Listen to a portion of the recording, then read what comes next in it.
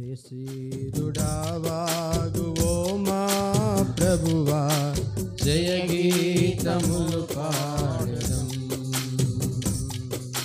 జయశ్రీరుడావాగువో మా ప్రభువా, జయ గీతములు పాడెదం. పాపంబు చేత పడి చెడిన మమ్ము కరుణించి రక్షించితివి. పాపంబు చేత పడి చెడిన మమ్ము కరుణించి రక్షించితివి. కృతజ్ఞతాచే హృదయాము నిండే స్తుతియంతుము మా ప్రభు. కృతజ్ఞతాచే హృదయాము నిండే స్తుతియంతుము మా ప్రభు. జయశీలుడావాగువో మా ప్రభువా, జయ గీతములు పాడెదం. జయశీలుడావాగువో మా ప్రభువా, జయ గీతములు పాడెదం. నీతియలేని మానీచ బ్రతుకులు నీయందు స్థిరమాయెను. నీతియలేని మానీచ బ్రతుకులు నీయందు స్థిరమాయెను. ఉదయించి మాపై నీతి సూర్యుండు ముదమార ప్రణుతింతుము. ఉదయించి మాపై నీతి సూర్యుండు ముదమార ప్రణుతింతుము. జయశీలుడావాగువో మా ప్రభువా, జయ గీతములు పాడెదం.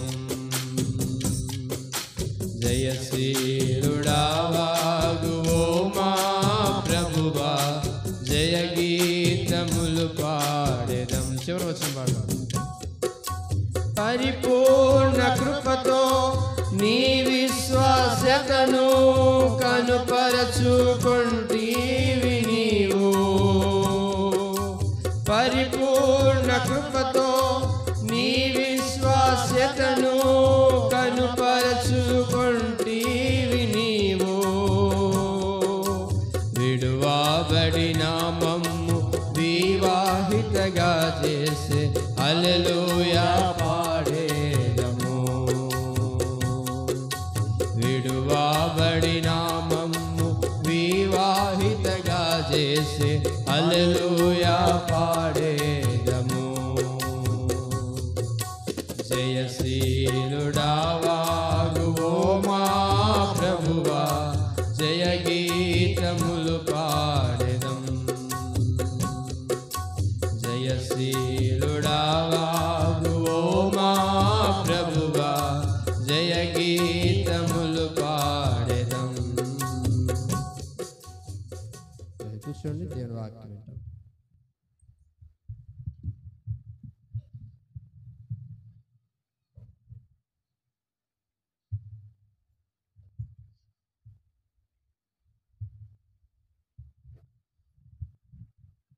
ప్రియులారా, ఇప్పటి వరకు మనం ఏమైనామో ప్రభు వాక్యంలో పరిశీలించుకున్నాం. ప్రభువు మనకేం చేశాడో ఆ విషయాన్ని జ్ఞాపకం చేసుకున్నాం. ప్రభువు చేసిన మేలుకు, ఉపకారముకు, శాశ్వతమైన జీవానికి, పరలోక రాజ్యాన్ని కొరకై ఆ మహిమ శరీరం దేవుడు మనకు ఇస్తున్నందుకు, ఆ యొక్క శాశ్వతమైన రక్షణలోనికి మనల్ని ప్రభువు నడిపించినందుకు నిజంగా ప్రభువుని మనం ప్రేమించి ఆయన్ని ఆరాధించి ఉన్నాం.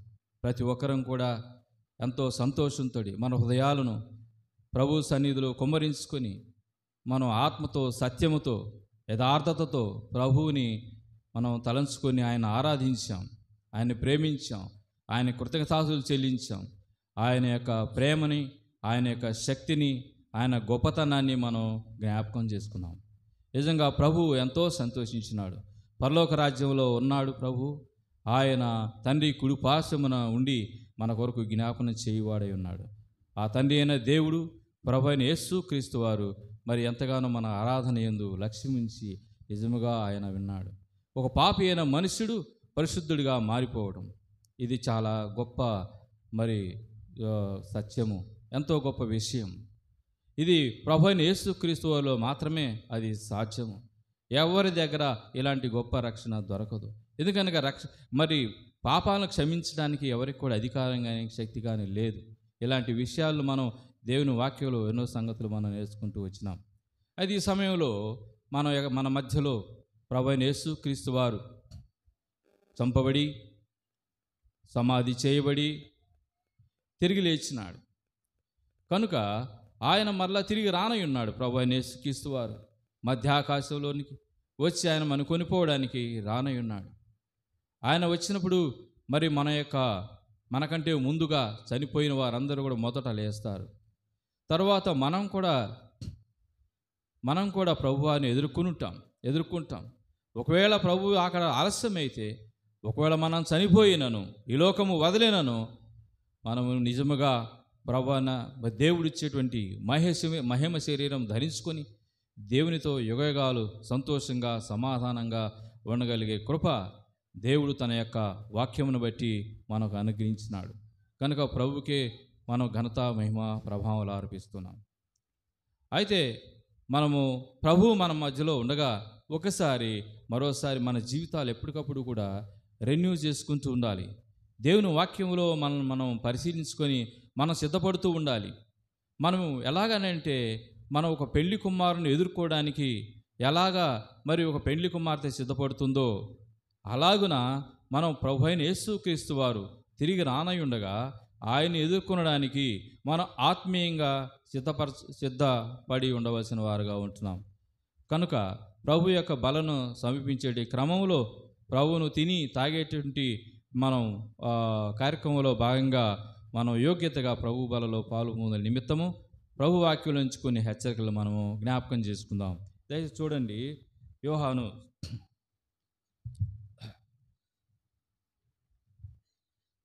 దేవుని వాక్యంలోంచి కొన్ని మాటలు జ్ఞాపకం చేసుకుందాం. మత్తయి సువార్త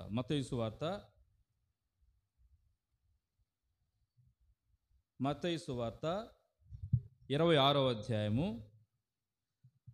మత్తయి సువార్త 26వ అధ్యాయము 6వ వచనం నుంచి 13వ వచనం వరకు అందరం కలిసి బిగ్గరగా గద్గద స్వరంతో చదువుదాం.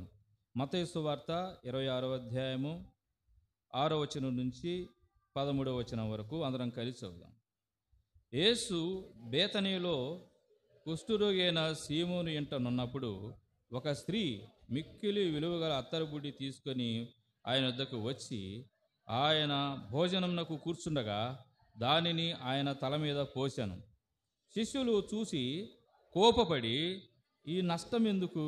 దీనిని గొప్ప వెలకు అమ్మి ఇయ్యవచ్చునే అనిరి. యేసు ఆ సంగతి తెలుసుకొని, ఈ స్త్రీ నా విషయమై ఒక మంచి కార్యము చేశాను, ఈమెను మీరేలా తొందర పెట్టుచున్నారు? బేదలు ఎల్లప్పుడూ మీతో కూడా ఉన్నారు, కానీ నేను ఎల్లప్పుడూ మీతో కూడా ఉండను. ఈమె ఈ అత్తరు నా శరీరం మీద పోసి నా భూస్థాపన నిమిత్తము దీన్ని చేశాను. సర్వలోకమందు ఈ సువార్త ఎక్కడ ప్రకటించబడునో అక్కడ ఈమె చేసినదియు ఈమె జ్ఞాపకార్థముగా ప్రశంసింపబడినని మీతో నిశ్చయముగా చెప్పుచున్నానని వారితో ఆయనను. అలాగే మార్క్స్ వార్తలో గమనిద్దాం. మార్క్స్ వార్త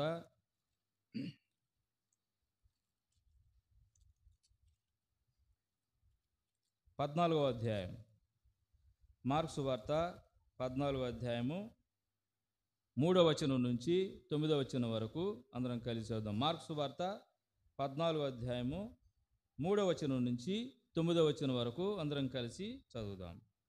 ఆయన బేతనీలో కుష్ఠరోగి అయిన సీమోను ఇంట భోజనమునకు కూర్చుండినప్పుడు ఒక స్త్రీ మిక్కిలి విలువగల అచ్చ జటామాంసి అత్తరుబుడ్డి తీసుకొని వచ్చి ఆ అత్తరుబుడ్డి పగులగొట్టి ఆ అత్తరు ఆయన తల మీద పోసెను. అయితే కొందరు కోపపడి, ఈ అత్తరు ఈలాగున నష్టపరచనేలా, ఈ అత్తరు 300 దేనారముల కంటే ఎక్కువ వెలకమ్మి బీదలకు ఇవ్వవచ్చునని చెప్పి ఆమెను గూర్చి సణుగుకొని, అందుకు యేసు ఇట్లనెను, ఈమె జోలికి పోకుడి, ఈమెను ఎందుకు తొందరపెడుతున్నారు? ఈమె నా ఎడల మంచి కార్యము చేశాను. బేదలు ఎల్లప్పుడూ మీతోనే ఉన్నారు, మీకు ఇష్టమైనప్పుడల్లా వారికి మేలు చేయవచ్చును. నేను ఎల్లప్పుడూ మీతో ఉండను. ఈమె తన శక్తి కొలది చేసి నా భూస్థాపన నిమిత్తము నా శరీరము ముందుగా అభిషేకించింది. సర్వలోకంలో ఎక్కడ ఈ సువార్త ప్రకటింపబడునో అక్కడ ఈమె చేసినది జ్ఞాపకార్థముగా ప్రశంసింపబడునని మీతో నిశ్చయముగా చెప్పుచున్నా. నేను ప్రార్థన చేసుకుందాం. దయచేసి మోకరించగలిగిన వాళ్ళు మోకరించండి, కళ్ళు మూసుకొనండి, ప్రార్థన చేద్దాం ప్రభు సహాయం కోసం. పరలోకమందున్న దేవా, పరిశుద్ధుడా, నాయన ఈ వందనాలు స్తోత్రాలు చెల్లిస్తున్నాం తండ్రి. ఇక మా ప్రభుడు మా రక్షకుడైన యేసుక్రీస్తు వారిని, ఆయన శరీరాన్ని, ఆయన రక్తమును జ్ఞాపకం చేసుకొని దీనిలో పాలుపొమ్ములు పొందేవాడే నిత్యజీవం కలిగిన నీ వాక్యాన్ని జ్ఞాపకం చేసుకొని దేవ మీ యోగ్యంగా పాలుపొమ్ములు పొందుటకు మీరు సహాయం దయచేయమని, దేవా నీ యొక్క వాక్యమును మాకు విరిచి పంచిపెట్టమని, నీ వాక్య వెలుగులో మరోసారి మమ్మల్ని మేము నాయన పరిశీలించుకుంటూ సహాయం చేయమని, మమ్మల్ని బలపరచమని, మాతో మాట్లాడమని, కనికరించమని యేసు నామమున ప్రార్థించి వేడుకుంటున్నాం తండ్రి, ఆమేన్.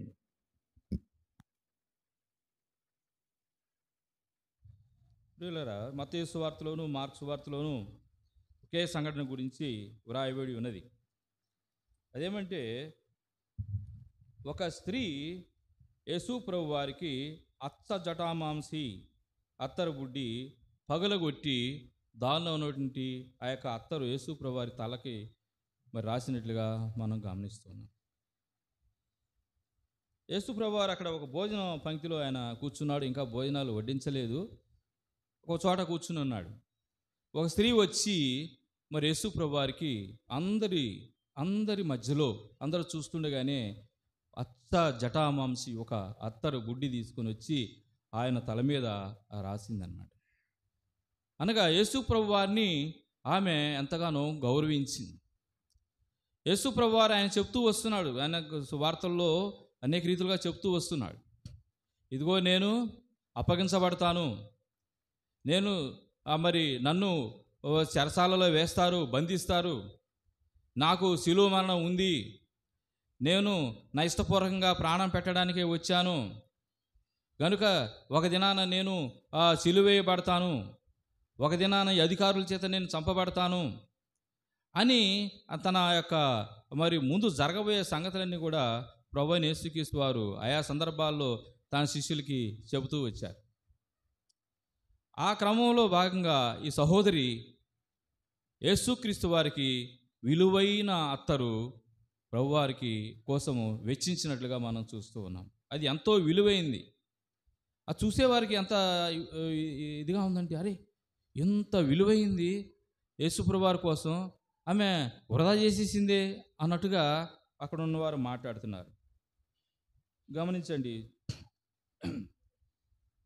కొందరు కొందరు 4వ వచనంలో అయితే కొందరు కోపడ్డారు. వాళ్ళు, అరే ఇదేంది, అసలు ఇంత విలువైంది అన్ని వృధా చేస్తున్నావు ఎందుకు అని వారు కోపడినట్టుగా మనం చూస్తూ ఉన్నాం.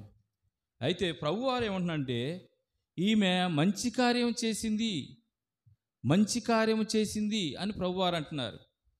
ప్రియరారా, చాలా వరకు గమనించండి, లోకంలో మనుషుల దృష్టి వేరుగా ఉంటుంది, ప్రభువారి దృష్టి వేరుగా ఉంటుంది. మనుషుల దృష్టి ఒక రకంగా, ఆలోచన ఒక రకంగా ఉంటుంది. వాళ్ళు మనుష్య రీతిగా ఆలోచిస్తూ ఉంటారు. కానీ ప్రభువారు అయితే ఆత్మీయ రీతిగా ఆలోచిస్తూ ఉన్నాడు. ఏం చెప్తున్నాడు? అయ్యా ఇదిగో భూస్థాపన కోసం ఆమె నన్ను సిద్ధపరుస్తూ ఉంది, ఆమె నా మీద ఇక నన్ను సిద్ధపరుస్తుంది, శిలువ మరణానికి సిద్ధపరుస్తూ ఉంది. ఇది నాకు అవసరము, నేను శిలువ మరణం ఎక్కాలి కాబట్టి ఇది నాకు గుర్తుగా ఉంది, నాకు దినాలు సమీపించినాయి, నా యొక్క మరి అంత్య దినాలు సమీపించినాయి, ఇక నేను మీ మధ్య ఉండడానికి అవకాశం లేదు, నాకు నేను చనిపోవలసిన వాడిగా ఉంటున్నాను, ఇదిగో నన్ను సిలువ వేస్తారు, శిక్షిస్తారు, దాని కొరకే ఈ సహోదరి నన్ను సిద్ధపరుస్తూ ఉంది అని ప్రభువారు చెప్తూ ఉన్నాడు. మనుషులైతే ఎలాగున్నారంటే ఇది వృధా కదా, ఇది వేస్ట్ కదా, ఎందుకు అని అన్నట్టుగా ఆలోచిస్తాను. ఏం చెప్తున్నారంటే వాళ్ళు ఇంకొక సలహా ఇస్తూ ఉన్నారు, ఏంటంటే ఇది బేదలకు ఈ అత్తరు అమ్మితే చాలా డబ్బులు వస్తాయి, చాలా డబ్బులు వస్తే బేదలకు ఇవ్వచ్చు కదా, బేదలకు ఇస్తే కనీసం వాళ్ళు ఎంతో మరి మేలు పొందుతారు కదా అని ఆలోచిస్తూ ఉంటున్నారు. బేదలకు ఇచ్చే విషయం అంటే బేదలకి ఇవ్వాలన్న విషయం ప్రభువారికి తెలియదా, లేకపోతే ఆ సహోదరికి తెలియదా అని అంటే తెలుసు. కానీ ఇక్కడ ప్రభువారిని అలాగా అభిషేకించడం చాలా అవసరమై ఉంటున్నది. కనుక మరి చాలాసార్లు ఇక ఆత్మీయ సంగతులు తెలుసుకునే వారుగా ఉంటారు. చాలామంది ప్రభుని ప్రేమించే విషయంలో కొన్నిసార్లు అభ్యంతర పెడుతూ ఉంటారు. కొన్నిసార్లు కొన్ని గృహాలలో ఒక సహోదరి దేవునికి సమర్పించుకుని దేవునికి ఏదో చేయాలనుకుంటుంది, సహోదరుడు ఇంట్లో ఉన్నటువంటి ఆ యొక్క పురుషుడు ఆయన కొంత తెలిసి కొంత తెలియకపోవచ్చు, కొన్నిసార్లు లోకరీతిగా మాట్లాడుతూ ఉండొచ్చు. ఎందుకు ఇంత డబ్బును నువ్వు వృధా చేస్తావు, ఎందుకు నువ్వు ఇంత డబ్బును నువ్వు ఖర్చు పెడతావు నువ్వు అని ఆటంకపరిచే అవకాశాలు ఉన్నాయి. ఈ సహోదరి ఏమో దేవుని ఇంటిలోనికి సమృద్ధి ఉండాలి, దేవుని ఇంటిలోనికి నేను తీసుకువెళ్ళాలి, దేవుని యొక్క ఇంట్లో ఏ కొరత ఉండకూడదు, పలానా అవసరం ఉంది, దేవుని అవసరతలు దేవుని మందిరంలో అవసరాలన్నీ తీర్చబడాలి, పరిశుద్ధుల అవసరాలు తీర్చబడాలి, సేవకుని అవసరాలు తీర్చబడాలి, మందిరం యొక్క అవసరాలు తీర్చబడాలని మందిరాన్ని ప్రేమించి ప్రభువుని ప్రేమించి ఒక ప్రేమతోటి ఆయనకు సమర్పించుకుని ఏదో ఒక మరి ఆర్థికపరమైనటువంటి ఒక చేయూతనివ్వాలని అనుకున్నప్పుడు మానవ రీతిగా మనుషులు కొన్నిసార్లు పురుషులైనటువంటి వారు ఎందుకు ఇది ఇంత అవసరమా అని మానవ రీతిగా ఆలోచిస్తూ ఉంటారు. అలాగే గృహాలలో కొన్నిసార్లు పురుషుడు దేవుని యొక్క మందిరాన్ని ప్రేమించి దేవుని సన్నిధిని ప్రేమించి దేవుని అవసరతలు గుర్తించి మరి దేవుని కోసం ఏదైనా మనం త్యాగం చేసి ఆయనకు మనం అర్పించుకోవాలి అని ఒక తీర్మానం చేసుకొని మరి దేవుని కోసం గొప్ప బహుమానము ఆయన కష్టార్జితంలో నుంచి భాగము దేవుని మందిరంలో తీసుకుని వచ్చినప్పుడు సహోదరి అంటున్నది కొన్నిసార్లు ఎందుకు ఇంత డబ్బు అవసరమా, ఇది మనం ఇవ్వకపోతే అందరు ఎవరా, మనమే ఇవ్వాలా, ఇలాంటి మానవ రీతిగా ఆలోచిస్తారు. అందరి సంగతి మనకి ఎందుకు, మనం ఇవ్వాలా వద్దా, రెండే మాటలు. మన సంగతి మన ప్రభువు సంగతి మనం చూసుకోవాలి. ప్రభువు మనల్ని ఎలాగ నడిపిస్తున్నాడు, ప్రభువు మనకి ఏమి ఇచ్చాడు, ప్రభువు మనకి ఏమి ఇవ్వాలి అనేది మనం ప్రభువు మనమే. ఇక మధ్యలో ఎవరు రావడానికి వీలు లేదండి. మనుషుల్ని చూసి మనం లక్ష్య పెట్టకూడదు. మంచి విషయాలలో మనుషుల్ని మనం మాదిరిగా తీసుకోవచ్చు, కానీ ఎవరో వాళ్ళు ఇవ్వలేదు కాబట్టి మనం ఎందుకు ఇవ్వాలా, ఎవరో వాళ్ళు చేయలేదు కాబట్టి మనం ఎందుకు చేయాలా అనేటువంటి ఆలోచన రాకూడదండి. దయచేసి చూడండి, ఇక్కడ ఒక సహోదరి ఆమె అత్తరు ప్రభువారికి రాస్తున్నట్టుగా మనం చూస్తూ ఉన్నాం. ఎంతో విలువైనది. అక్కడ అంతమంది ఉన్నారే మనుషులు, ఎవరికైనా ఆలోచన వచ్చిందా, ఎవరైనా చేయాలనుకున్నారా, ఎవరు చేయలేదు. మరి ఈమె చేస్తున్నప్పుడు అమ్మ మంచి పని చేశావు, ప్రభువుని ప్రేమించడం కంటే గొప్ప విషయం మరి ఇంకోటి ఏమున్నది, ప్రభు ఎంతో విలువైన వాడు, ఆయన మన మధ్యలో కొంతకాలం మాత్రమే ఉంటాడు, ఆయన మనం ప్రేమగా చూసుకోవాలి, ఆయన మనం గణపరచాలి, ఆయన దేవుని కుమారుడు, ఇది గొప్ప భాగ్యం మనకి అనే ఆలోచనలు ఏమైనా ఉన్నాయా? లేవు. వాళ్ళ ఆలోచన ఎలా ఉంది, ఎందుకు ఇది వృధా చేస్తున్నావు, ఎందుకు ఇది వృధా, ప్రభు యొక్క ఘనత, ప్రభు యొక్క గొప్పతనం సహోదరి ఆ స్త్రీ చూస్తూ ఉంది. వీళ్ళు అత్రబుడ్డి డబ్బులు ధనము ఇది చూస్తూ ఉన్నారండి. ప్రభువుని చూస్తూ ఉంది సహోదరి, వీళ్ళు జనం ఏం చేస్తున్నారంటే అత్రబుడ్డికి వెళ్ళి చూస్తూ ఉన్నారు. కనుక చాలాసార్లు ప్రభువుని ప్రేమించే విషయంలో, ప్రభువుకి ఇచ్చే విషయంలో, ప్రభువుని గణపరిచే విషయంలో మనకున్నటువంటి డబ్బును చూస్తూ ఉంటాం, మనకున్నటువంటి వస్తువులను చూస్తూ ఉంటాం. ప్రభువుని చూడము. ప్రభువును చూస్తే మనకి ఎంతో మనకి ఎంత ఇచ్చినా తక్కువే అనిపిస్తూ ఉంటుంది. ప్రభువుకి మనం ఏమి ఇచ్చినా తక్కువే అనిపిస్తుంది. ప్రభువుకి మనకి మధ్య మనకున్నటువంటి ఆత్మీయ సంబంధం మాత్రమే ఇది. ప్రభువుకి మనం ఇప్పటివరకు మనం ప్రేమించాం, ఆయన ఘనపరిచాం, మన జిహ్వాపలు అనిపించాం, మన నోటితో ప్రభువుని స్తుతించాం, మన ఆత్మతో ప్రభువుని మనం సన్నుతించాం. అయితే అంత మాత్రమే కాదు, కానీ మన కష్టార్జితంలో నుంచి ప్రభువునకు ఇచ్చుడు ద్వారాగా ప్రభువును ఘనపరచడం అనేటువంటి ఒక విషయాన్ని ఈ యొక్క సహోదరి నేర్పిస్తూ ఉంది. నిజంగా ఆమె ఎంత కష్టపడిందో, ఎంత కష్టపడి ఆ డబ్బులు దాచిందో, ఎంత కష్టపడి ఆ వస్తువును కొన్నదో గమనించారా? ఎన్ని అవసరాలు మానుకుందో ప్రభుకి ఇవ్వగలిగిందండి. ఒక దినాన నేను విన్నాను, ఒక షాద్ నగర్ అనేటువంటి ఒక సహవాసంలో, షాద్ నగర్ హైదరాబాద్ దగ్గర మహబూబ్నగర్ జిల్లాలో షాద్ నగర్ అనే ప్రదేశం ఉంది. అక్కడ నేను ఒక 7 సంవత్సరాలు ఉద్యోగం చేశాను. అక్కడ ఒక మందిరం కట్టబడింది, ఇలాగే మన దేవుని మందిరం కట్టబడింది. అక్కడ అంతకుముందు మందిరం లేదు. వాళ్ళు కేవలం స్థలం మాత్రం కొనుక్కోగలిగారు అతి కష్టం మీద. మందిరం కట్టుకోవాలంటే డబ్బులు లేవు. ప్రార్థన చేస్తూ ఉన్నారు, ప్రభు వైపు చూస్తూ ఉన్నారు. ఇంకా వాళ్ళకి అవకాశం లేకుండా పోయింది. డబ్బులు రావట్లేదు, మందిరం కట్టాలని కోరిక, డబ్బులు లేవు. ప్రార్థన చేస్తున్నారు, ఇంకా వాళ్ళకి వెసులుబాటు కనిపించడంలా. ఆత్రం ప్రభువుకి మందిరం కట్టుకోవాలా, మనందరం సంతోషంగా ఉండాలా అని వాళ్ళ ఆలోచన. ప్రార్థన చేస్తున్నారు, ఇంకా కార్యం జరగటల్లా. అక్కడ ఉన్నటువంటి సేవకుడు, అక్కడ ఉన్నటువంటి ఒక సంఘ పెద్ద, వాళ్ళిద్దరు కలిసి హెబ్రోను హైదరాబాద్ హెబ్రోన్ దగ్గరికి వెళ్ళేవాళ్ళు. వెళ్ళి సరాసరి భక్తి సింగ్ గారిని గెలిచేవారు. సరాసరి భక్తి సింగ్ గారు బ్రతికున్న దినాల్లో భూమి మీద ఆయన గెలిచేవారు. వాళ్ళు చెప్పిన సంగతి, సరాసరి కలిసిన వ్యక్తి చెప్పిన సంగతులు కలిసి, అయ్యా ఇదిగో మాకు సంఘం కట్టుకోవాలి, మరి మాకు డబ్బులు కావాలి, మరి మా చూస్తే చిన్న సంఘము, మీరు చూస్తే పెద్ద సంఘము, మీ దగ్గర ఉద్యోగస్తులు చాలామంది ఉన్నారు, మీ దగ్గర దశమ భాగాలు బాగా వస్తాయి, మీ దగ్గర మిగులు రాబడి బాగా ఉంది, మాకు సహాయం చేయండి, కొంత సొమ్ము కొంత సహాయం చేయండి అని సరాసరి భక్తి సింగ్ గారినే అడిగేటువంటి వారు. సో ఆయన దైవ సేవకుడు పక్కన ఉండేవాడు, ఈ సంఘ పెద్ద పోయి అడిగేవాడు. అడిగినప్పుడు భక్తి సింగ్ గారు నవ్వేవాడట. Okay, you pray I pray అనేవాడట. యూ ప్రే ఐ ప్రే, మీరు ప్రార్థన చేయండి, నేను ప్రార్థన చేస్తా. ప్రార్థన చేస్తా అంటాను, డబ్బులు ఇస్తానని మాత్రం ఆయన చెప్పేవాడు కాదనమాట. యూ ప్రే ఐ ప్రే. అలాగన మళ్ళా ఒక అట్లా కొన్ని నెలలు గడిచిపోయినాయి. మళ్ళా ప్రార్థన చేస్తున్నారు. ప్రేయర్ చేయమన్నాడు కదా, చేస్తున్నారు. మళ్ళా ప్రార్థన చేస్తున్నారు. మళ్ళా ప్రార్థన చేస్తుంటే మళ్ళా కొద్ది నెలలకి మళ్ళీ వెళ్ళారు. మళ్ళా ఏమన్నా ఇస్తాడేమో, పెద్ద సంఘం, పెద్ద ఉద్యోగాలు, పెద్ద సంపాదన, దశమ భాగాలు వస్తాయి, పుష్కలంగా ఉంటుంది, మిగులు రాబడిలో ఉన్నారు, కొంత మాకు సహాయం చేస్తాడేమో, ఇది ఆలోచన. మళ్ళా 3 నెలలకి మళ్ళా వెళ్ళి భక్తి సింగ్ గారిని కలిసేవాడు. అయ్యా, అంతకుముందు ఒకసారి కనపడ్డాం, ప్రార్థన చేశాం, మేము చేస్తూనే ఉన్నాం, కొంత ఏదన్నా సహాయం, మా మందిరం కట్టుకోవడానికి కొంత సహాయం ఏమన్నా చేయండి అని అడిగాడు. మళ్ళా very good, you pray I pray, you pray I ప్రే.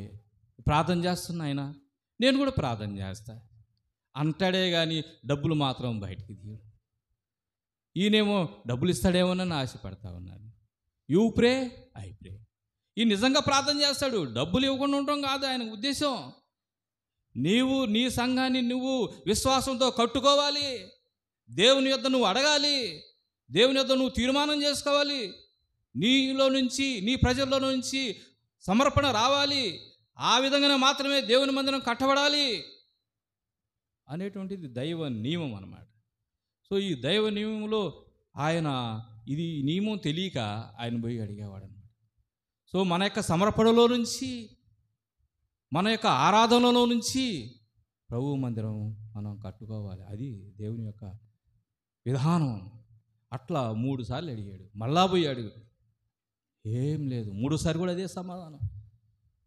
తర్వాత ఇంకా లాభం లేదని పోవడం మానేశారు. ఇక ఇక లాభం లేదు నాయనా, ఇంక ఆయన దగ్గరకు పోయి వేస్ట్. ఆ ప్రార్థన మనం ఏదో చేయాలి, మనమే చేయాలి. మనం ప్రార్థన చేస్తున్నాం కదా, ఆ దేవుడు వినాలా, మనకి సహాయం చేయాలా, అంతే. ఎవరిని అడగకూడదయ్యా, మళ్ళీ సందాలు వేసి అడగకూడదు కదయ్యా. అయ్యా నీవు గుడి కడుతున్నాము, దేవాలయం కడుతున్నాము, కొంత డబ్బులు తీసుకొని డబ్బులు ఇవ్వండి, దేవుడు మీకు సహాయం చేస్తాడు, దేవుడు మిమ్మల్ని దీవిస్తాడు. ఇలాంటి అక్రమం మన మందిరాలు లేవు. దేవుని సంఘం ఇలాంటి అక్రమాలు లేవు, ఇలాగ నేర్పించబడలేదు. కనుక ఈ బెగ్గింగ్ బిజినెస్ అనేటువంటిది ఈ యొక్క దేవుని యొక్క మందిరంలో లేనే లేదు. కనుక విశ్వాసంతో ప్రార్థించాలి, దేవుడు అద్భుత కార్యం చేయాలి, మీ అవసరాలు తీర్చబడాలి. ఇదే దేవుని యొక్క ఉద్దేశం. ప్రార్థన చేస్తూ వచ్చినారు. ప్రార్థన చేస్తూ వస్తే అక్కడ ఒక సహోదరి, ఆమె కూడా ప్రార్థన చేస్తూ ఉంది. ఓ పెద్ద ఆవిడ చాలా వృద్ధురాలైపోయింది. వృద్ధురాలైపోయి ఇక మరణానికి దగ్గరకు వచ్చేసింది. ఆమెకు అర్థమైపోతుంది, ఇక ప్రభువు నన్ను తీసుకుంటున్నాడు, ఇక భూమి మీద నేను ఉండను, ఇక భూమిని వదిలిపెట్టి పోతాను అని ఆమెకు అర్థమవుతుంది. ప్రభువు ఆమెతో సంధిస్తూ ఉన్నాడు. గొప్ప దైవజనురాలు, దేవుని ఎడల యథార్థత కలిగినటువంటి మనిషి, దేవుని సన్నిధిలో ప్రార్థించేటువంటి మనిషి, దేవుని వాక్యం ధ్యానించేటువంటి మనిషి, దేవునిలో ఎదుగుతున్నటువంటి మనిషి, దేవుని యొక్క గొప్ప అవగాహన కలిగినటువంటి మనిషి దేవుని గురించి. ఆ మనిషి ఒకరోజు ఇదిగో ఈ సంఘ పెద్దనే ఆయన్ని, ఈ సేవకుని పిలిచి అయ్యా రండి ఒకరోజు పిలిస్తే వెళ్ళారు. అక్క ఏందక్క ఏంటి పిలిచావు అని అంటే, అయ్యా ప్రభు నన్ను పిలుస్తున్నాడు, ఇక నేను ఎక్కువ దినాలనే ఉండను, కనుక ఇదిగో ఒక పెట్టె ఉంది, ఆ పెట్టె మరి తీసి ఆ పెట్టెలో కొంత సొమ్ము ఉంది, ఆ సొమ్మును మరి తీసి మందిరం కట్టుకోవడానికి ఉపయోగపెట్టండి అని చెప్పి ఆమె చెప్పింది. వాళ్ళు తీశారు. ఆ పెట్టె తీస్తే ఆ పెట్టెలో అన్ని మూటలు ఉన్నాయంట, అన్ని మూటలు చుట్టూ ఉన్నాయి, రకరకాల మూటలు, చిన్న మూటలు, ఆ మూటలు ఈ మూటలు. ఆమె ఎన్ని సంవత్సరాల నుంచి ఎన్నాళ్ళ నుంచి ఆ మూటలు పోగు చేస్తూ ఉందో. ఆమె ఎప్పుడు డబ్బులు ఇచ్చినా, ఎవరు డబ్బులు ఇచ్చినా, ఎక్కడి నుంచి వచ్చినా కూడా దేవుని మందిరం అనేటువంటిది ఒకటి ఉంది, అది కట్టబడలేదు, దానికి ఎంతో అవసరం ఉంది, దానికి డబ్బు కావాలి, నా ప్రభువు నేను ప్రేమించాలి, ప్రభువు నన్ను ప్రేమించాడు, నేను ఆయన్ని ప్రేమించాలి, కనుక ఆయన్ని ప్రేమించే క్రమంలో నా ప్రభు కోసం నేను క్రయం చెల్లిస్తా, నా అవసరాలు మానుకుంటా, నా అక్కర్లు మానుకుంటా, నా కోరికలు తగ్గించుకుంటా, ప్రభు కోసం నేను ఇస్తా అని తీర్మానంతో ఎంతో దైవభక్తి కలిగినదై ఆమె ఆ యొక్క చిన్న మూటలు దాచిపెడుతూ వచ్చింది. ఆ మూటలు వాళ్ళు ఒక్కొక్కటి ఇప్పుతూ ఉంటే కొన్ని డబ్బులు దానిలో కొన్ని డబ్బులు పోగైనాయి. కొంత ఏదో బంగారు వస్తువులు కూడా కొన్ని దానిలో ఆ డబ్బాలో దొరికినాయి. ఇక్కడ అవన్నీ తీసుకున్నారు, వాటన్నిటినీ లెక్క వేశారు. లెక్క వేస్తే అది కొంత డబ్బు తయారైంది. ఆ విధంగా దాన్ని చూసి ఇంకా కొంతమంది ప్రోత్సహించబడి, అయ్యో అక్క ఎంత త్యాగం, ఎంత సమర్పణతో ఉందే, మనం ఎంత సమర్పణతో ఉండాలా, మనం ఎంత తీర్మానంలో ఉండాలా అనేటువంటి వారి యొక్క ఆశ, కోరిక వారిలో చాలామందిలో కలిగింది. వాళ్ళు కూడా కొంత సమర్పించుకున్నారు. లేమిలో నుంచి, కలిమిలో నుంచి ప్రభువుని ప్రేమించు వారు ప్రభువునకు సమర్పించుకున్నారు. వారు కూడా కొంత డబ్బు చేసుకున్నారు. కొంత మొత్తానికి ఏర్పాటు చేసుకుని వారు యొక్క మందిరాన్ని కట్టడానికి కావాల్సినటువంటి సామాగ్రిని కొనేశారండి. సిమెంటు, ఇటుక, ఆ యొక్క ఐరను, మరి అలాంటి వస్తువులన్నీ కూడా వారు ఆ డబ్బుతో కొనేశారు. మందిరం కట్టాలా, కొనేసావు బాగానే ఉంది. లేబరు డబ్బు వాళ్ళకి, మనుషులకి, కూలి వాళ్ళకి ఎంతంత డబ్బు ఇవ్వాలి. అయ్యా కూలి వాళ్ళకి డబ్బు ఇవ్వడానికి మన దగ్గర అవకాశం లేదు, సామర్థ్యత లేదు, వస్తువులు కొనడానికి వరకు సరిపోయినాయి డబ్బు. కనుక మనమే పూనుకోవాలా, మనమే కూలోళం అవ్వాలా. ఇది దేవుని మందిరం. దేవుడు మన కోసము ఆయన శిలువలో మరణించాడు, దేవుడు మన కోసం అవమానం పొందాడు, దేవుడు మన కోసం దెబ్బలు తిన్నాడు, దేవుడు తను తాను తగ్గించుకొని పరలోకం నుండి భూలోకంలోనికి మన కోసం దిగి వచ్చినాడు. ఇంత మహా గొప్ప దేవునికి మనం ఏం అర్పించగలం? కేవలం ఒట్టి మాటలు చెప్తే పనికిరాదు. గట్టి మాటలు, గట్టి కార్యాలు చేయాలి. ప్రభు కోసం మనం సమర్పించుకోవాలి. కనుక మన దగ్గర మరి కూలికి ఇవ్వడానికి డబ్బులు లేవు కనుక మనమే కూలోళంగా మారదాం, మనమే పని చేద్దాం అని చెప్పేసి అక్కడ ఉన్నటువంటి వాళ్ళకి తెలిసిన వాళ్ళు ఒక మేస్త్రిని దగ్గర పెట్టుకొని వాళ్ళు పని చేశారండి. వాళ్ళు పని చేశారు, సొంతంగా పని చేశారు. ఎవరికి వీలును బట్టి వాళ్ళు వచ్చి తలా కొంతసేపు పని చేసేవాళ్ళు. అలాగన మరి దేవుని మందిరం కట్టబడింది అక్కడ. ఎలాగంటే మరి దాని అంతటి కారణం ఏంటి? ఒక్కొక్క సమర్పణ, ప్రభువును గురించినటువంటి, ప్రభువుని గణపరచాలనేటువంటి ఒక ఆశ. ఇది చాలా అవసరమండి. ఇది యథార్థమైన భక్తి. ఇది నీతి కలిగిన భక్తి. ఏదో కొన్ని మాటలు చెప్పేటువంటి కాదు. కానీ అఫ్కోర్స్ ఆత్మతో సత్యంతో ఆరాధించినప్పుడు ప్రభు మనల్ని సంతోషిస్తూ ఉన్నాడు, తిరుగులేదు దానికి, అది సత్యమైనది. అయితే మన మాటలతో పాటు మన క్రియలు కూడా వెంబడిస్తూ ఉండాలి. ప్రభువుని మనం ఎలాగ ప్రేమిస్తున్నాం అనేది మన క్రియలు కూడా చెబుతూ ఉండాలి. కొందరు వీళ్ళకి కొన్నిసార్లు చూస్తూ ఉంటాము, సహజంగా ఎవరైనా ఒకళ్ళ ఇంటికి వెళ్ళినప్పుడు ఆతిథ్యం ఇస్తూ ఉంటారు. మన యొక్క భారతదేశంలో ఆతిథ్యం అనేటువంటిది ఒక అలవాటు ఉంది. ఎంతో గౌరవిస్తారు, ఆతిథ్యం ఇస్తారు. ఆ క్రమంలో భాగంగా మరి చాలామంది అలా చేస్తూ ఉంటారు. అయితే నాకు తెలిసిన ఒక సహోదరి, ఒక స్త్రీ ఉంది. సహోదరి కాదు, స్త్రీ. సహోదరికి స్త్రీకి తేడాన్ని మీరు బహుశా గమనించుంటారు అనుకుంటున్నాను. సహోదరి అనగా ప్రభువు నందు రక్షించబడినటువంటి సహోదరి. స్త్రీ అంటే లోకానుసారమైన మనుషులు. సో ఆవిడ ఇంటికి ఎవరైనా వస్తే మాటలు చెప్పి పంపించడమే కానీ వాళ్ళకి కనీసం గౌరవించడం, వాళ్ళకి ఏదన్నా ట్రీట్ ఇవ్వడం ఏమీ చేయదన్నమాట. వాళ్ళ బంధువులందరిలో చెప్పుకుంటూ ఉంటారు.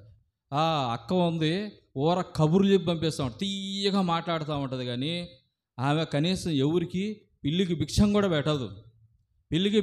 పెట్టదు అని అంటారు. అంటే ఒకళ్ళు తినాలని కాదు, కానీ ఒక గౌరవము, ఒక ఆప్యాయత, ఒకరికి ఇచ్చేదానిలో ఆప్యాయత, ప్రేమ, ఇలాగున మనం అలవర్చుకోవాలి దేవుని బిడ్డలుగా.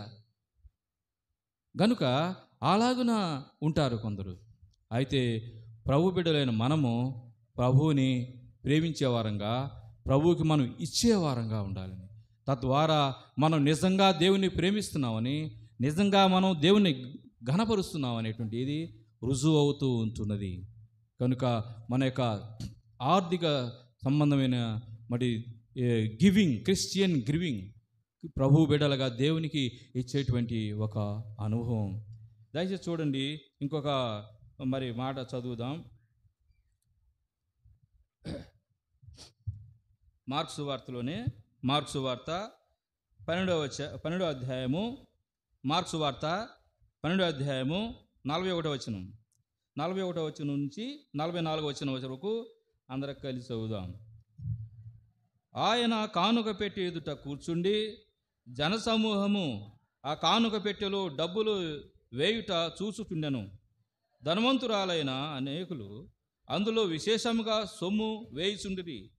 ఒక బీద విధవరాలు వచ్చి 2 కాసులు వేయగా ఆయన తన శిష్యులను పిలిచి, కానుక పెట్టెలో డబ్బులు వేసిన వారందరికంటే ఈ బీద విధవరాలు ఎక్కువ వేసినని మీతో నిశ్చయముగా చెప్పుచున్నాను.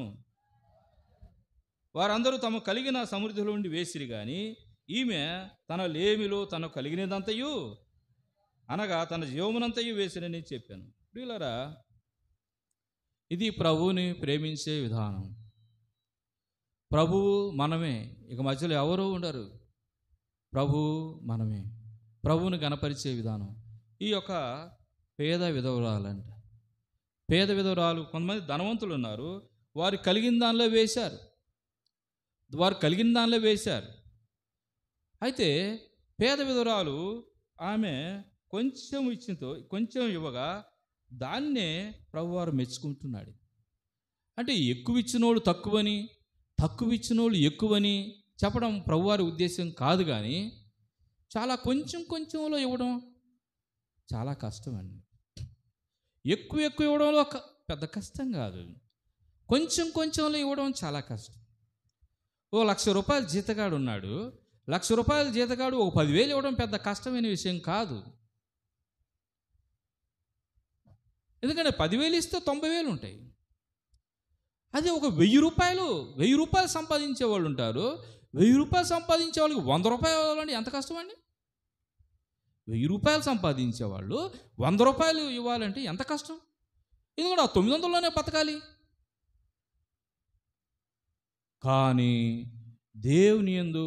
దేవుని గణపరచాలి అనేటువంటి కోరిక కలిగిన వారు, దేవుని యొక్క మహాన్యత్యాన్ని తెలుసుకున్నటువంటి వారు మాత్రం తప్పకుండా దేవునికి ఇచ్చేటువంటి వారుగా ఉంటారు. ఎందుకంటే మనము చేసే ప్రతి క్రియ, ప్రతి కార్యం అది లెక్కించబడతా ఉంటుంది అన్నమాట. ప్రతిది ఏది వృధా కాదండి. మనం మాట్లాడే ప్రతి మాట, మంచి మాట అయితే మంచి ఫలితాన్ని ఇస్తుంది, చెడ్డ మాట అయితే చెడ్డ ఫలితాన్ని ఇస్తుంది. మనం చేసే ప్రతి క్రియ అది చెడ్డదైతే చెడ్డ ఫలితాన్ని ఇస్తుంది, మంచిదైతే మంచి ఫలితాన్ని ఇస్తుంది. ప్రభు అయినటువంటి దేవుణ్ణి మనం నమ్మినప్పుడు, ప్రభు అయిన యేసుక్రీస్తు వారికి మనకు రక్షణ ఇచ్చినప్పుడు, ప్రభు సన్నిధిలో మనం నడుస్తూ ఉన్నప్పుడు, ఆ నిజమైనటువంటి సత్యదేవుని మనం ఆరాధిస్తూ ఉన్నప్పుడు, ఆయనకి మన యొక్క కష్టార్జితంలో నుంచి, మన యొక్క సంపాదనలో నుంచి యథార్థముగా ఆయనకి విలువైంది మనం ఇవ్వడము, సమర్పణతో ఇవ్వడం అనేటువంటిది మన ఆరాధనలో ఒక భాగం అన్నమాట. మన ఆరాధనలో భాగం. సో ప్రభువుకి మనం సమర్పించుకోవడం, మనం సమర్పించుకోవాలి. మన యొక్క రాబడిలో నుంచి మనం ప్రభువుకి సమర్పించుకోవాల్సిన వారంగా ఉంటున్నాం. కాబట్టి ఈ లక్షణాన్ని మనం ప్రభు బిడ్డలుగా మనం ఎంతో నేర్చుకోవాలి. ఇది చాలా మంచిది, ఇది ఉత్తమమైనది, ఇది అనుకూలమైనది, ఇది యోగ్యమైనది, ఇది మనకు ఎంతో మేలైనది. కనుక ఈ సహోదరి ఈ యొక్క విధవరాలు అని చెప్పబడింది, పేద విధవరాలు ఆమె దేవుని కోసం ఇవ్వడం అనేటువంటిది. కాబట్టి మన యొక్క సమర్పణ, మనకి అన్నీ ఉన్నా కూడా ప్రభుకి ఇవ్వలేనటువంటి స్థితిలో ఉంటే చాలా కష్టం, చాలా నిజంగా నష్టపోతాం. ఆశీర్వాదం దొరకదు. కనుక ప్రభుకి ఇచ్చే వాటిలో మనం నిజంగా ఎంతో ముందుండాలని ప్రభు వాక్యం మనకి హెచ్చరిస్తూ ఉందండి. మనం కానుక వేసేటప్పుడు ఎవరికి కనపడకుండా ప్రభువుకే కనపడాలని వేస్తూ ఉంటాం. నిజమే, దేవుడే మనం చూడాలి. కనుక మరి దేవునికి మనం ఎంత యోగ్యంగా మన కలిమిలో నుంచి, మన లేమిలో నుంచి ఉన్నంతలో ప్రార్థనాపూర్వకంగా సిద్ధపాటుతోటి ప్రభువుని ప్రార్థించుకొని, ప్రభు మనసు కలిగి మనం ప్రభువుకి ఎంతగా సమర్పించుకుంటున్నాము, ఎంతగా మనం ప్రభువుకి ఇస్తున్నాము అనేటువంటిది చాలా ప్రాముఖ్యమైన విషయం. ఎందుకన్నా ప్రతిదానికి లెక్క ఉందండి. మనం చేసే ప్రతి పని కూడా వృధాగా పోదు. చేసే ప్రతి పని కూడా వృధాగా పోదు. ఒక దినాన నేను బ్యాంకులో పనిచేస్తున్నప్పుడు, ఇప్పుడు కూడా పనిచేస్తున్నాను బ్యాంకులో, వేరే విషయం. గుంటూరులో పనిచేస్తున్నప్పుడు ఒక వ్యక్తికి రోజు బాక్స్ తెచ్చేవాడిని, భోజనం అన్నం బాక్స్ తెచ్చేవాడిని. నాకు తీసుకెళ్ళేవాడిని, ఆయనకు బాక్స్ తెచ్చేవాడిని. ఆయన ఒంగోలు నుంచి వస్తాడు, రోజు ఒంగోలు నుంచి వస్తాడు గుంటూరు ఉద్యోగం చేసుకోవడానికి. ఆయన మాకు ఒకరికొకరికి మంచి సత్సంబంధాలు ఉన్నాయి. ఆయన అంటే నాకు గౌరవం, ప్రేమ. కనుక ఆయన పొద్దున్న లేచి రావాలి కాబట్టి ఆయన వండుకొని తీసుకొని రాడు. ఇక్కడికి వచ్చి హోటల్లో ఏదో తింటాడు. హోటల్లో మనకు తెలిసిందే కదా, చాలు ఒకరోజు ఆ రోజు హోటల్ అయితే పర్లేదు, కానీ చాలాసార్లు రకరకాల హోటల్స్, ఈ హోటల్లో తింటూ నాకు చూస్తూనే ఉంటాను. ఈ హోటల్లో తింటాడు, 2 రోజులు తింటాడు, 3 రోజులు మానేస్తాడు. ఇంకో హోటల్కి పోతాడు, ఆ హోటల్లో తింటాడు, 2 రోజులు తింటాడు, దాన్ని మానేస్తాడు. ఎందుకంటే అది రకరకాలుగా ఉండే పరిస్థితి. కనుక ఆయన అయిష్టంగానే వెళ్ళేవాడు, పరిస్థితి ఆయనకు తప్పదు. అయితే నేను ఆయనకి రోజు బాక్స్ వండించుకొని తీసుకొని వచ్చేవాడిని. కొన్నిసార్లు పాపం ఏది ఆ కూర ఎట్టున్నా కూడా తినేవాడు అనుకో, అది వేరే విషయం.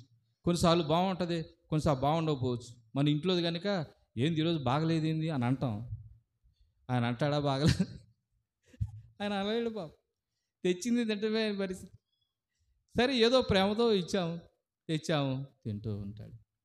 కనుక నేను ఎవరికి ఇస్తున్నాను ఈ బాక్స్, నేను ఎవరికి ఇస్తున్నాను అని అంటే, అక్కడ ఒక మంచి మనిషి, నా దృష్టిలో ఆయన మంచి మనిషి, గొప్ప మనిషి. ఆయన అంటే నాకు ఇష్టం, చాలా మంచి మనిషి, చాలా ప్రేమిస్తాడు నన్ను. గనుక నేను ఆయనకి ఇస్తున్నాను. మరి ఇస్తే ఖర్చు కదా నాయనా, నష్టం కదా నాయనా? ఖర్చు నష్టం అనుకుంటే ప్రభువు ఇంకో రకంగా ఇస్తాడు. నష్టం కాదు ఖర్చు, నష్టం కాదు ఖర్చు. ఖర్చు అయినా దేవుడు ఇంకో రకంగా ఇస్తాడు. మనం ప్రేమిస్తే, మనం ఎదుటివారిని మనం గుర్తిస్తే మనం ఇవ్వగలుగుతాం, మనం చేయగలుగుతాం. గనుక ప్రభువుని మనం యథార్థంగా గొప్పవాడు అని మనం గుర్తిస్తే ప్రభువుకి మనం ఇవ్వగలుగుతాం, ప్రభు కోసం మనం చేయగలుగుతాం. ఇలాగా ప్రభువుని ప్రేమించే వారంగా ఉండాలి అని ప్రభు వాక్యం ద్వారా హెచ్చరణ చేయబడుతున్నాం. నేను ఒకసారి ఇదిగో కొంత డబ్బు తీసి మందిరంలో వెయ్యమ్మా అని నా యొక్క మిస్సెస్కి చెప్పాను. మరి ఇది ఇందులో కొంత ఇదిగో మన ఆయన సేవ చేస్తున్నాడు కదా, మన బంధువు, ఆయనకి ఇద్దామా? లేదు, మనం ఏ సంఘానికి వెళ్తున్నామో, ఏ ప్రజల మధ్య మనం ఉన్నామో, ఏ సహవాసం ద్వారా మనం లబ్ధి పొందుతున్నామో, ఏ సహవాసం, ఏ కుటుంబంలో మనం ఉన్నామో ఆ కుటుంబంలో మనం ఇవ్వాలి. అటుది ఇటు డివేట్ చేయకూడదు. మన సహోదరుడు ఎవరో పాస్టర్ ఉన్నాడు అక్కడ, ఆయన పాపం పేద స్థితిలో ఉన్నాడు, ఆయనకి ఇచ్చేద్దాం, ఆయనకి పంపించేద్దాం. ఇలాంటి మనుష్య సంబంధమైన ఆలోచనలు, దేవుని సంబంధమైన ఆలోచనలు కావు. ఇదిగో మన ముట్టూరులో ఉన్నాం, ఇది మన సంఘం, మనం సంఘంలో మనం ఒక కుటుంబంగా ఉన్నాం. మనం ఇక్కడే మనం ప్రభువుని ఆరాధిస్తున్నాం, ఇక్కడే ప్రభువుకి మన యొక్క కానుకలు, మన సమర్పణలు ఇక్కడే జరగాలి. అది ప్రభు యొక్క క్రమం. ఇది మన ఇల్లు కనుక మన ఇల్లు ఉంది, మన పక్కవారి ఇల్లు ఉంది. మన పక్క వాళ్ళ ఇంటిని అప్పుడప్పుడు మనం పిలుస్తాం, ఆత్మీయంగా పిలుస్తాం, మన ఇంట్లో భోజనం చేసి వెళ్తాం, ఆతిథ్యం ఇస్తాం. మనం వెళ్తాం, వాళ్ళ దగ్గర ఆతిథ్యం తీసుకుంటాం. అది వాళ్ళ ఇల్లు, వాళ్ళు మనకు ఆతిథ్యం ఇస్తారు. ఇది మన ఇల్లు, మనం వాళ్ళకి ఆతిథ్యం ఇస్తాం. మన ఇల్లు వాళ్ళ ఇల్లు కాదు, వాళ్ళ ఇల్లు మన ఇల్లు కాదు. మన ఇంటిలో మనం బాధ్యత కలిగి ఉంటాం అన్నమాట. ఇది దేవుని యొక్క వాక్యానుసారం. కనుక ప్రభువుని మనం ప్రేమించే వారంగా మనము ఉండవలసిన వారం ఉంటున్నాం. ఎందుకంటే ఈ వాక్యము యొక్క ఉద్దేశం ఏమనగా, దేవునిని యథార్థముగా ఘనపరచుట, దేవుని యథార్థంగా ఘనపరచుట, మన మాటలతోనూ మన యొక్క చేతలతోనూ ఘనపరచుట, దేవుని ఘనపరచుట. కనుక మనము ఈ విధమైనటువంటి మనం దేవుని యొక్క కృపలో ముందుకు సాగాలని మరి దేవుని వాక్యం ద్వారా హెచ్చరిక చేయబడుతున్నాం. దయచేసి ఇంకొక వాక్యాన్ని జ్ఞాపకం చేసుకుందాం. చూడండి, ఇంకొక వాక్యము కొరింథీయులకు రాసిన పత్రిక కొరింథీయులకు రాసిన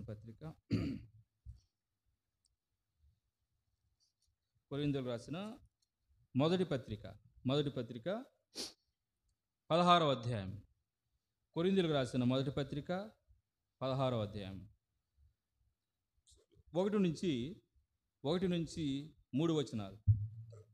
పరిశుద్ధుల కొరకైన కానుక విషయమైతే నేను గలతీయ సంఘములకు నియమించిన ప్రకారము మీరును చేయుడి. నేను వచ్చినప్పుడు చందా పోగు చేయకుండా ప్రతి ఆదివారమున మీలో ప్రతివాడును తాను వర్ధిల్లిన కొలది తన యొద్ద కొంత సొమ్ము నిలువ చేయవలెను.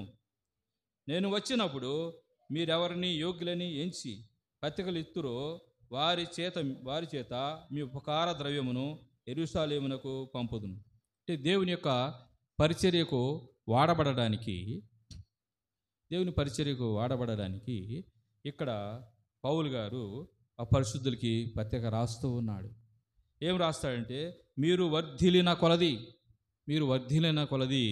దేవునికి మీరు సమర్పించుకోండి. ప్రతి ఆదివారము మీరు కూడుకున్నప్పుడు ప్రభువునకు మీరు సమర్పించుకోనండి, మీరు వర్ధిల్లిన కొలది సమర్పించుకోండి అనే మాటను మనం చూస్తూ ఉన్నామండి. కనుక మరి రెండో కొరింథీ పత్రికలో కూడా ఇంకొక మాట చదువుదాం. 2వ కొరింథీ పత్రిక 2వ కొరింథీ 9వ అధ్యాయము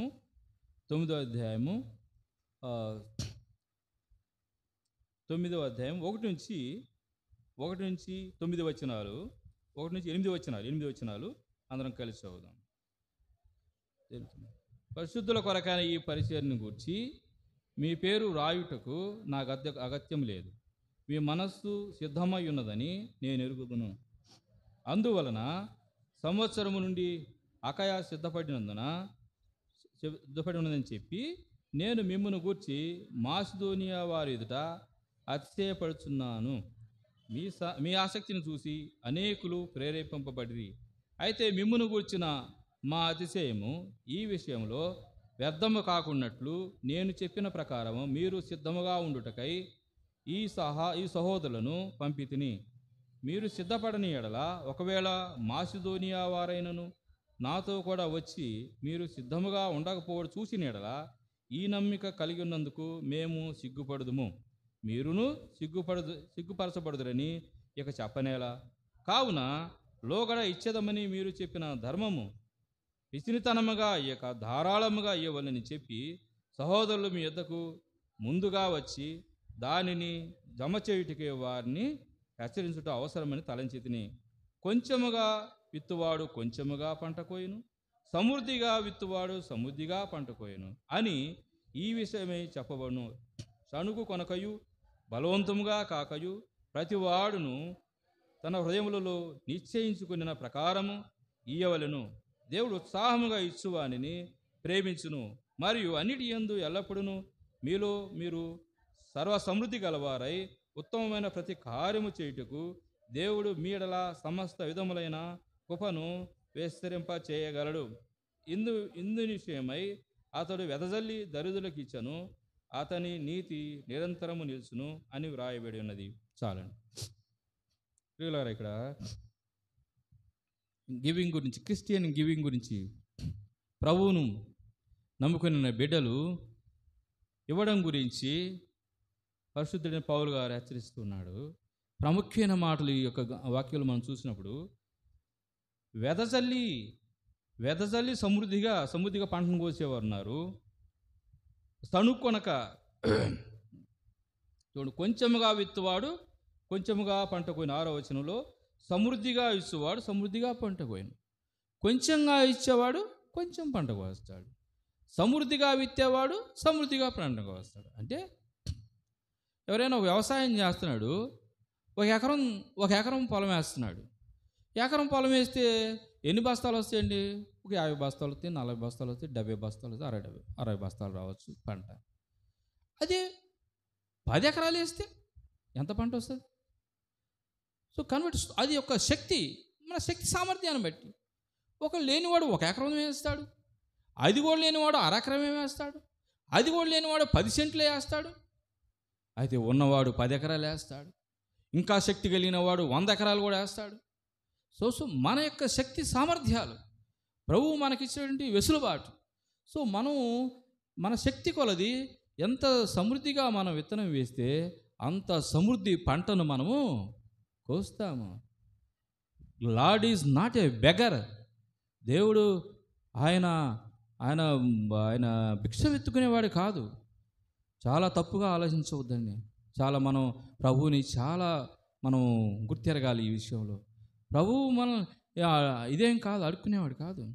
కానీ మన సమర్పణ, మనకు ఎక్కువ పంట కావడానికి, ఎక్కువ సమృద్ధి పొందడానికి, ఎక్కువ దిగుబడి రావడానికి మనం ఎక్కువ విత్తనాలు ఇస్తూ ఉంటాం. అదన్నమాట. దిగుబడి ఎక్కువ కావాలంటే మన యొక్క విత్తనాలు ఎక్కువగా నాటుతూ ఉండాలి. మన యొక్క స్తోమత కొలది, మన శక్తి కొలది. ఇది దేవుని వాక్యము. మా వాక్యం అనేది ఆయన తప్పిపోయిన వాక్యము. మాట అయినా సొల్లైనా దేవుని మాట నుంచి తప్పిపోదు. కనుక ఈ విధంగా మనము ప్రభువుకి ఇచ్చుటలో మనం నేర్చుకోవాలని ప్రభు వాక్యం ద్వారాగా మనం హెచ్చరిక చేయబడుతున్నాం.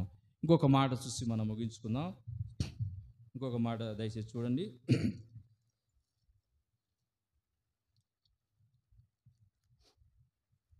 యోహాను సువార్తలో, యోహాను సువార్త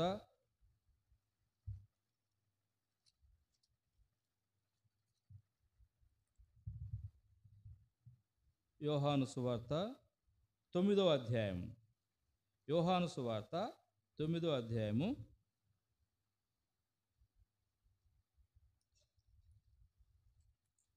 ఈరోజు మీకు బాగా వాక్యం చదివిపిస్తున్నాను.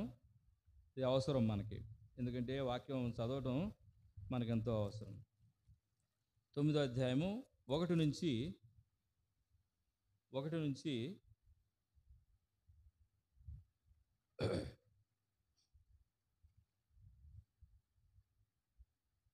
27వ వచనం వరకు, 1 నుంచి 27వ వచనం వరకు ఉత్తర పద్ధతి రీతిగా చదువుకుందాన్ని. యోహాను సువార్త 9వ అధ్యాయము 1 నుంచి 27వ వచనం వరకు ఉత్తర పద్ధతి రీతిగా చదువుకుందాం. ఆయన మార్గమున పోవుచుండగా, మొదటి వచనం నేను చదువుతాను, 2వ వచనం మీరు చదవండి. ఆయన మార్గమున పోవుచుండగా పుట్టుగ్రుడ్డి అయిన ఒక మనుష్యుడు కనబడెను.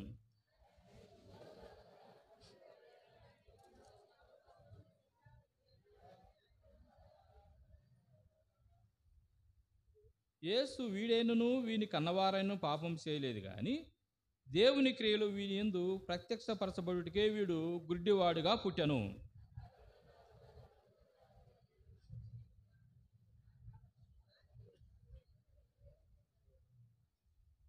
అప్పుడు ఎవడనూ పని చేయలేడు.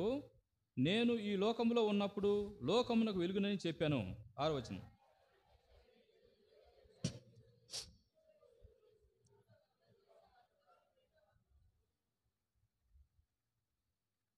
కాబట్టి 8వ వచనం, 7వ వచనం, నీవు సిలోయము కోనేటికి వెళ్ళి అందులో కడుక్కొనుమని చెప్పాను.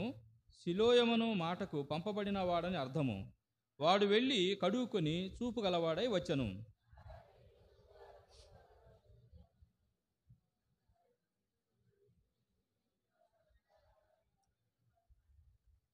వీడే అని కొందరును, వీడు కాడు వీని పోలి ఉన్న ఒకడని మరికొందరును అనిరి.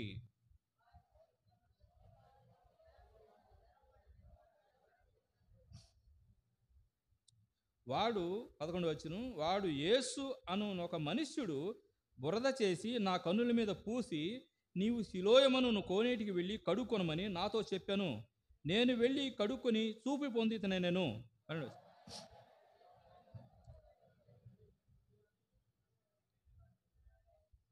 13వ వచనం, అంతకుముందు గుడ్డి అయి ఉండిన వానిని వారు పరిసయ్యుల వద్దకు తీసుకొని పోయిరి.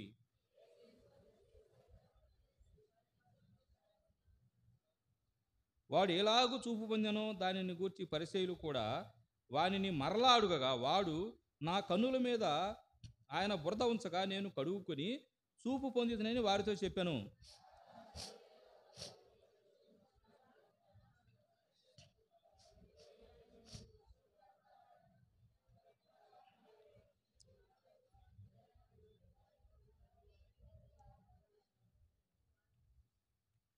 కాబట్టి వారు మరలా గుడ్డివానితో, అతడు నీ కన్నులు తెరిచినందుకు నీవు అతని గూర్చి ఏమనుకొనుచున్నావని అడుగగా, వాడు ఆయన ఒక ప్రవక్త అనెను.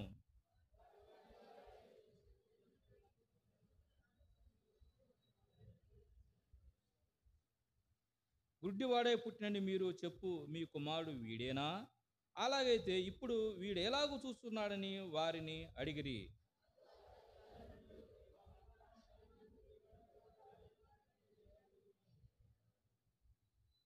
ఇప్పుడు వీడెలాగూ చూస్తున్నాడో ఎరుగము, ఎవడు వీని కన్నులు తెరిచెనో అదియూ మేము ఎరుగము.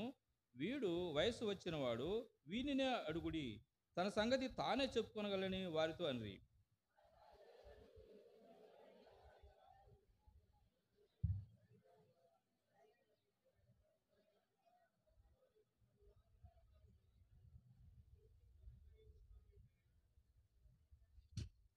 కావున వాని తల్లిదండ్రులు, వాడు వయసు వచ్చినవాడు, వానిని అడుగుడనిది.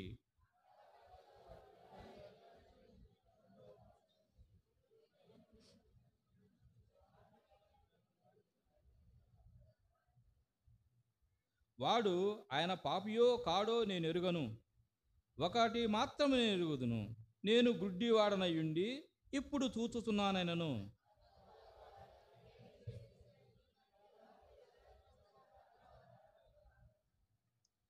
వాడు ఇందాక మీతో చెప్పి తిని గాని మీరు వినకపోతిరి. మీరు ఎందుకు మరలా వినగోరుచున్నారు? మీరును ఆయన శిష్యులకు కోరుచున్నారా ఏమి అని వారితో అనెను. చాలు చాలు చాలు చాలు చాలు. ఓకే, ఇక్కడ మన ఈ యొక్క అధ్యాయంలో మనం చూసినప్పుడు ప్రియులరా, ఇక్కడ గుడ్డివాడిని యేసు ప్రభు వారు ముట్టి బాగు చేసినట్లుగా మనం చూస్తున్నాం. అయితే కొంతమంది తయారయ్యారు యేసు ప్రభు వారిని ప్రశ్నించడానికి, ఇబ్బంది పెట్టడానికి. ఈనాడే కాదు, ఆనాడు నుంచే జనాల్లో ఏదో ఒక అలజడి అలజడి అలజడి, ఏదో అయిపోతుంది, ఏదో అయిపోతుంది, ఏం జరుగుతుంది, ఏమైపోతుంది, అలజడి. ఏందో యేసు ప్రభు వారు వచ్చాడు, ఏదో చెబుతున్నాడు, మనుషులు ఆయన వెంబడిస్తున్నారు, మారిపోతున్నారు, ఏదో జరుగుతుంది, ఇలాంటి భయాలన్నమాట. ఒకసారి నేను ఒక రైల్లో ప్రయాణం చేస్తూ ఉన్నాను.